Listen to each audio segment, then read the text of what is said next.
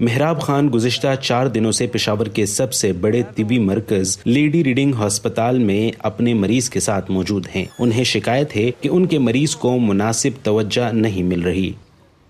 علاج میں تو بہت مسائل ہے، کیونکہ ڈاکٹر نہیں ہے، او ڈی بند ہے۔ 4 دن سے ہم ادھر بیٹھے ہوئے اور بہت مشکلات ہے جی کرونا کے حوالے سے۔ کورونا وائرس کے سبب پشاور کے تمام بڑے ہسپتالوں میں او پی ڈی بند کر دی گئی ہے۔ ریگولر آپریشن تھیٹرز بھی بند ہیں اور صرف ایمرجنسی میں آنے والے مریضوں کا علاج کیا جا رہا ہے۔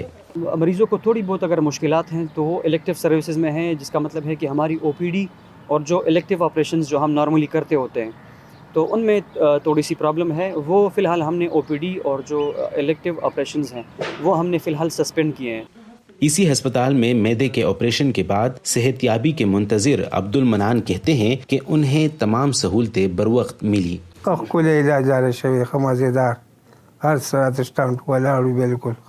بہت اچھا علاج ہو رہا ہے، ہر ایک چیز جو ہے میسر تھی، ڈاکٹر موجود تھے، کوئی چیز کی کمی نہیں تھی، انجیکشن لگنا ٹائم پہ تھا، ڈاکٹر ہر ٹائم کھڑے رہتے تھے۔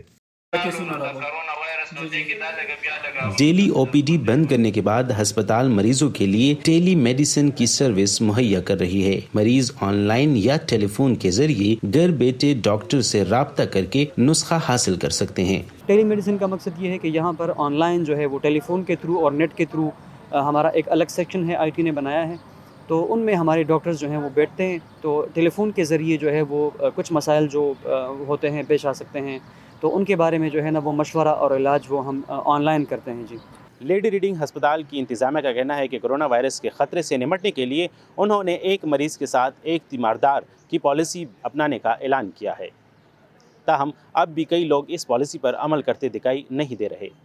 یہ نہ صرف مریض کے لیے خطرے کا باعث بن رہا ہے بلکہ موجودہ حالات میں ہسپتال کا نظام چلانے کی راہ میں بھی رکاوٹ کا باعث بن سکتا ہے۔ عمر فاروق، وائس آف امریکہ، پشاور۔